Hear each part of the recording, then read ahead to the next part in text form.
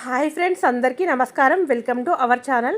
ముందుగా నా ఛానల్ని సబ్స్క్రైబ్ చేసుకున్న వాళ్ళందరికీ థ్యాంక్ యూ సో మచ్ అండి.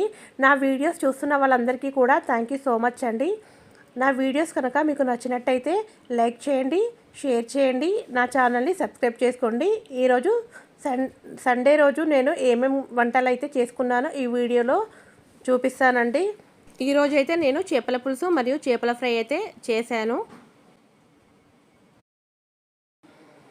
ఇప్పుడు చేపల పులుసు చేయడం కోసం అనేసి స్టవ్ ఆన్ చేసుకుని స్టవ్ పైన ఒక కడాయిని అయితే పెట్టుకున్నాను. కడాయి వేడెక్కిన తర్వాత ఆయిల్ని వేసుకోవాలి. చేపల పులుసుకి కొద్దిగా ఆయిల్ ఎక్కువగా ఉంటేనే బాగుంటుంది. చిటికడు మెంతులు, జీలకర్రని అయితే వేసుకోవాలి. కట్ చేసి పెట్టుకున్న ఉల్లిపాయ ముక్కలు, పచ్చిమిరపకాయ ముక్కలు అయితే వేసుకోవాలి.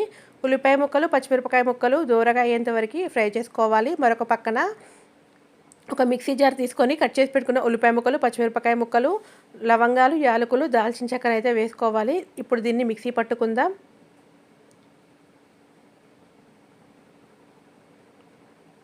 ఇలా మిక్సీ పట్టుకొని రెడీగా ఉంచుకోవాలి.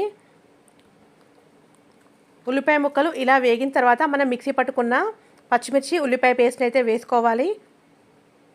పచ్చిమిర్చి, ఉల్లిపాయ పేస్ట్ని వేసుకున్న తర్వాత మొత్తం కలిసేలాగా కలుపుకోవాలి. ఇలా మొత్తం కలిసేలాగా కలుపుకొని పచ్చి వాసన పోయేంత వరకు కుక్ చేసుకోవాలి. ఇలా కుక్ చేసుకున్న తర్వాత అల్లం వెల్లుల్లి పేస్ట్ని అయితే వేసుకోవాలి. అల్లం వెల్లుల్లి పేస్ట్ని వేసుకున్న తర్వాత పచ్చివాసన పోయేంత వరకు కుక్ చేసుకోవాలి. ఇప్పుడు గుప్పెడు పుదీనా, గుప్పెడు కొత్తిమీరని అయితే వేసుకోవాలి. వేసుకున్న తర్వాత మొత్తం కలిసేలాగా కలుపుకోవాలి. మొత్తం ఇలా ఫ్రై అయిపోయిన తర్వాత పసుపుని అయితే వేసుకోవాలి. పసుపు వేసుకున్న తర్వాత మొత్తం కలిసేలాగా కలుపుకోవాలి. ఇప్పుడు రుచికి సరిపడా కారం, రుచికి సరిపడా ఉప్పును వేసుకోవాలి.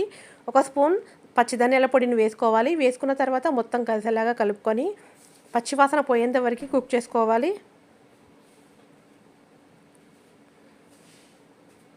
పచ్చివాసన మొత్తం నూనె పైకి తేలిన తర్వాత చింతపండు రసంని వేసుకోవాలి. చింతపండు రసం అనేది మీరు తినే పులుపును బట్టి వేసుకోండి. చింతపండు రసం వేసుకున్న తర్వాత మొత్తం కలిసేలాగా కలుపుకోవాలి. చింతపండు రసం వేసుకున్న తర్వాత ఉప్పును కానీ లేదా కారాన్ని కానీ చెక్ చేసుకోండి. ఏదైనా తక్కువగా ఉంటే వేసుకోండి. చింతపండు రసంని మరిగించుకోవాలి. చింతపండు రసం ఇలా మరగడం స్టార్ట్ అయిన తర్వాత వేయించి పెట్టుకున్న జీలకర్ర పొడిని, వేయించి పెట్టుకున్న మెంతుల పొడిని వేసుకోవాలి.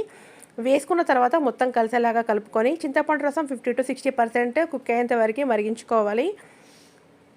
ఇలా 50 to 60% కుక్ అయిన తర్వాత కరివేపాకును వేసుకోవాలి. శుభ్రంగా కడిగి పెట్టుకున్న చేప ముక్కలను అయితే వేసుకోవాలి.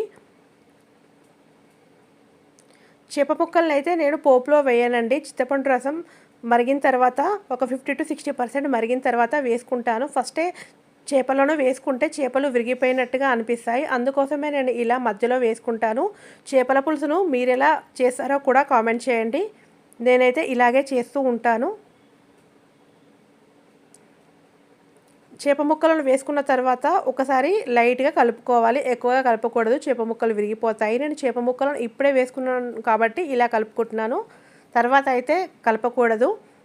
ఇప్పుడు చేప ముక్కలు వేసుకున్న తర్వాత చింతపండు రసం, చేప ముక్కలు మొత్తం కుక్ అయ్యేంత వరకు కుక్ చేసుకోవాలి. తర్వాత అయితే స్పూన్ పెట్టి కలపకూడదు. జస్ట్ ఇలా కడాయి పట్టుకొని మాత్రమే ఇలా లైట్గా కలుపుకోవాలి. ఇప్పుడు చేపల పులుసు మొత్తం రెడీ అయిపోయింది. దింపేసుకొని పక్కన పెట్టుకుందాం. ఇప్పుడు ఒక నిమ్మకాయని తీసుకొని ఇలా నిమ్మరసం స్క్వీజ్ చేసుకొని వేసుకోవాలి. నేనైతే ఇలాగే వేస్తూ ఉంటాను. ఎప్పుడు చేపల పులుసు చేసినా కూడా నిమ్మరసం అయితే వేసుకుంటాను. ఇలా వేసుకున్న తర్వాత మొత్తం కలిసేలాగా కలుపుకోవాలి. ఇలా చేసుకుంటే కమ్మనైన చేపల పులుసు రెడీ అయిపోతుంది. కొన్ని చేపలు అయితే శుభ్రంగా కడుక్కొని పక్కన పెట్టుకున్నాను. ఇవి చేపల ఫ్రై చేయడం కోసం అనేసి. ఇప్పుడు పసుపు, టేస్ట్కి సరిపడా కారం, టేస్ట్కి సరిపడా ఉప్పునైతే వేసుకోవాలి. ధనియాల పొడిని వేసుకోవాలి. గరం మసాలా వేసుకోవాలి. అల్లం వెల్లుల్లి పేస్ట్ని వేసుకోవాలి. వేయించి పెట్టుకున్న జీలకర్ర పొడిని వేసుకోవాలి. కొద్దిగా ఆయిల్ని వేసుకొని అరచెక్క నిమ్మరసం అయితే స్క్వీజ్ చేసుకొని వేసుకోవాలి. ఇలా వేసుకున్న తర్వాత ఈ మసాలా మొత్తం చేపలకు పట్టేలాగా కలుపుకొని పక్కన పెట్టుకోవాలి. ఇప్పుడు ఆఫ్టర్నూను లంచ్ అయిపోయిన తర్వాత మా వాళ్ళు జీరా నిమ్మరసం చేయమని చెప్పారు. అందుకోసం ఒక గిన్నెని తీసుకొని టేస్ట్కి సరిపడా చక్కెర, ఉప్పు, 2 నిమ్మకాయలను స్క్వీజ్ చేసుకొని వేసుకున్నాను. వేసుకున్న తర్వాత కొద్దిగా వాటర్ని వేసుకొని ఒక విస్కర్తో ఈ చక్కెర మొత్తం కరిగేంత వరకు ఇలా కలుపుకోవాలి. స్పూన్తోనైనా కలుపుకోవచ్చు. చక్కెర మొత్తం ఇలా కరిగిన తర్వాత వాటర్ని అయితే వేసుకోవాలి. వాటర్ని వేసుకున్న తర్వాత వేయించి పెట్టుకున్న జీలకర్ర పొడిని వేసుకోవాలి. నేను మన ముందు వీడియోస్లో జీలకర్ర పొడిని వేయించుకొని పెట్టుకున్న వీడియో ఉంది కదా, అదే ఈ జీలకర్ర పొడి. ఆ జీలకర్ర పొడిని అయితే వేసుకోవాలి. ఇప్పుడు నానబెట్టుకున్న సబ్జా గింజలను తీసుకోవాలి. నేను ఈ సబ్జా గింజలను ఒక స్పూన్ తీసుకొని ఒక అరగంట ముందే నానబెట్టుకొని అయితే రెడీగా ఉంచుకున్నాను. ఇవే ఆ సబ్జా గింజలు, వీటిని కూడా వేసుకోవాలి.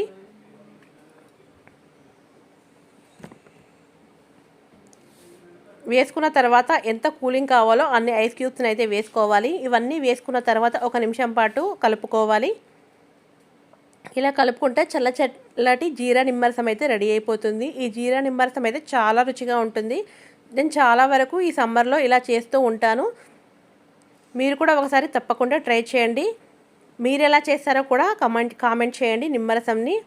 నేను ఇది జీరా నిమ్మరసం, ఒక్కొక్కసారి సోడాతో చేస్తూ ఉంటాను, ఒక్కొక్కసారి మసాలా నిమ్మరసం చేస్తూ ఉంటాను. అలా ఈ సమ్మర్లో ఏదో ఒక రకంగా మనం చల్లటి డ్రింక్స్ని అయితే చేసుకుంటూ ఉంటాం కదా. మీరు ఎలా చేస్తారో కూడా కామెంట్ చేయండి. ఇప్పుడు ఈవినింగ్ నేను గిన్నెలన్నీ క్లీన్ చేసుకుంటున్నాను. మార్నింగ్ బ్రేక్ఫాస్ట్ చేసిన గిన్నెలు, లంచ్ చేసిన గిన్నెలు, కుక్ చేసినవి అయితే నేను మార్నింగ్ నుండి ఏమీ క్లీన్ చేయలేదు. ఇప్పుడు అన్నీ క్లీన్ చేసుకుంటున్నాను.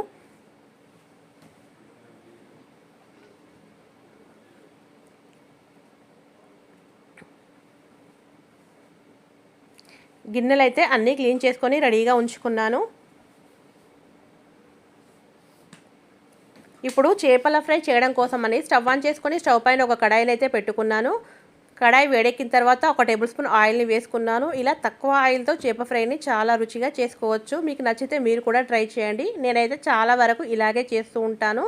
డీప్ ఫ్రై చాలా తక్కువగా చేస్తూ ఉంటాను చేపల ఫ్రైని అయితే. ఇలా ఆయిల్ వేడెక్కిన తర్వాత మనం కలిపి పెట్టుకున్న చేప ముక్కలను అయితే వేసుకోవాలి.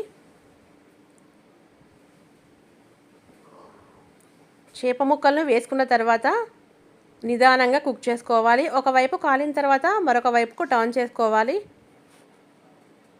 చేపల ఫ్రైని మీరు ఎలా చేస్తారో కూడా కామెంట్ చేయండి.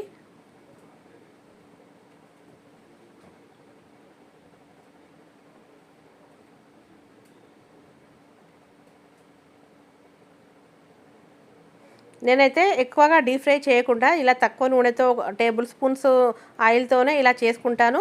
కడాయి మాత్రం మందంగా ఉన్న కడాయిని పెట్టుకోవాలి, లేదంటే పెనంనైతే పెట్టుకోండి. కొంచెం మందంగా ఉన్నదైతే చేపలు మంచిగా ఫ్రై అవుతాయి, మాడిపోకుండా లోపల వరకు మంచిగా కుక్ అవుతాయి.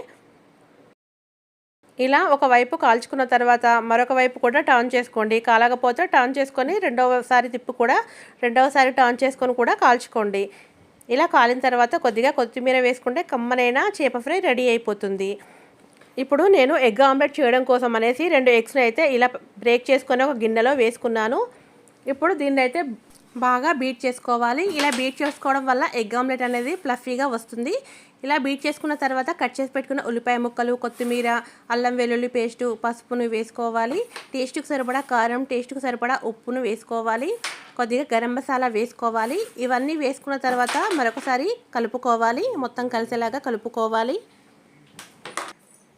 ఇలా కలుపుకున్న తర్వాత స్టవ్ ఆన్ చేసుకొని స్టవ్ పైన ఒక కడాయిని అయితే పెట్టుకోవాలి. కడాయి వేడెక్కిన తర్వాత కొద్దిగా ఆయిల్ని వేసుకోవాలి. ఆయిల్ వేడెక్కిన తర్వాత మనం కలిపి పెట్టుకున్న ఈ ఎగ్ మిశ్రమాన్ని అయితే వేసుకోవాలి. వేసుకున్న తర్వాత మూత పెట్టుకొని ఈ ఎగ్ ఆమ్లెట్ని కుక్ చేసుకోవాలి. ఎగ్ ఆమ్లెట్ ఒకవైపు కాలిన తర్వాత మరొక వైపు టర్న్ చేసుకొని కాల్చుకోవాలి. ఈ ఎగ్ ఆమ్లెట్ అయితే చాలా టేస్టీగా ఉంది. ఇలా చేసుకుంటే కమ్మనైన ఎగ్ ఆమ్లెట్ రెడీ అయిపోతుంది. చాలా ఫ్లఫీగా, చాలా టేస్టీగా అయితే ఈ ఆమ్లెట్ ఉందండి. ఇప్పుడు నైట్ డిన్నర్ అయితే కంప్లీట్ చేసేసాము. ఇలా డిన్నర్ కంప్లీట్ చేసిన తర్వాత నేనైతే గ్యాస్ స్టవ్ని అయితే క్లీన్ చేసుకుంటున్నాను. వారానికి 2 సార్లు అయితే మొత్తం డీప్ క్లీనింగ్ చేసుకుంటాను. ఎవ్రీడే క్లీన్ చేసుకుంటాను. కాకపోతే సోప్ పెట్టి క్లీన్గా ఇలా తోమేస్తాను. ఎందుకంటే రేపు మార్నింగ్ స్కూల్ ఉంటుంది కాబట్టి ఈరోజు నైట్కే క్లీన్ చేసుకొని అయితే పెట్టుకుంటాను. Gas stove, kitchen platform, tiles మొత్తం క్లీన్ చేసుకొని పెట్టుకుంటాను.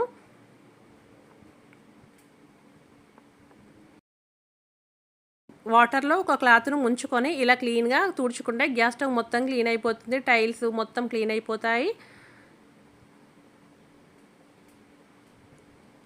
ఇలా క్లీన్ చేసుకున్న తర్వాత డిన్నర్ చేసిన గిన్నెలు అయితే తోమేసుకుంటున్నాను. ఇలా నిమ్మకాయలు ఉంటాయి కదా, ఈ నిమ్మ చెక్కలను పడేయకుండా నేను ఇలా నాన్ వెజ్ కర్రీస్ ఏమైనా చేసినప్పుడు మనం గిన్నెలు తోమే సోప్ ఉంటుంది కదా, దాంట్లోనే వేసి పెట్టుకుంటాను. సోప్తో పాటుగా ఈ నిమ్మ చెక్కలను కూడా కలిపి ఇలా గిన్నెలను క్లీన్ చేసుకుంటే నీచు వాసన లేకుండా మంచి వాసన వస్తాయి, మంచిగా క్లీన్ అవుతాయి. నాకెందుకో ఇలా అలవాటు. నిమ్మ చెక్కలను అయితే నేను నాన్ వెజ్ కర్రీస్ ఏమన్నా చేసినప్పుడు అయితే కంపల్సరీగా సోప్తో పాటుగా నిమ్మ చెక్కలను కూడా కలిపి క్లీన్ చేసుకుంటాను.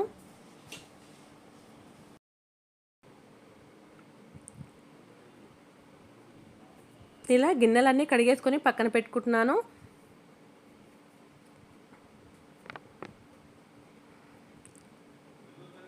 ఇలా గ్యాస్కి కూడా ప్లేట్స్ పెట్టేస్తే మనకు ఒక పని అయిపోతుంది.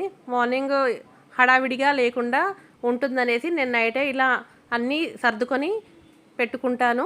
మీరు ఎలా చేస్తారో కూడా కామెంట్ చేయండి. ఇప్పుడు నైట్ అయితే ఈ నట్స్ మొత్తం నానబెట్టుకుంటాను. మా పిల్లలకేమో బాదం సీడ్స్, పంకిన్ సీడ్స్ నానబెట్టుకుంటాను. మరొక గిన్నెలో మెంతులు, మా హస్బెండ్కి ఇవన్నీ బాదం, కిస్మిస్, పిస్తా పప్పు, జీడిపప్పు, flax seeds, water melon seeds, pumpkin seeds, sunflower seeds, ఒక అంజీరా, 2 డేట్స్ అయితే వేసుకొని అయితే నానబెట్టుకుంటాను. ఇలా వాటర్ వేసుకొని అయితే ఒకసారి అయితే కడుక్కుంటాను, వాష్ చేసుకుంటాను. ఎందుకంటే నాకు ఎందుకో దుమ్ముగా అనిపిస్తుంది. అన్నిట్లలో వాటర్ వేసుకొని అయితే ఒకసారి ఇలా వాష్ చేసుకుంటాను. ఇలా వాష్ చేసుకున్న తర్వాత వీటిలో నట్స్ ఎక్కువగా ఉన్నాయి కదా, మా హస్బెండ్ దాంట్లో మాత్రం చియా సీడ్స్ని అయితే ఒక చిన్న స్పూన్ అయితే వేసుకుంటాను. వేసుకున్న తర్వాత వాటర్ వేసుకొని అయితే నానబెట్టుకుంటాను. ఇవి ఎర్లీ మార్నింగ్ తినడానికి కోసమని పెట్టుకొని రెడీగా ఉంచుకుంటాను. ఇంతటితో వీడియో ఎండ్ చేస్తున్నానండి. నా వీడియోస్ కనుక మీకు నచ్చినట్టయితే తప్పకుండా లైక్ చేయండి.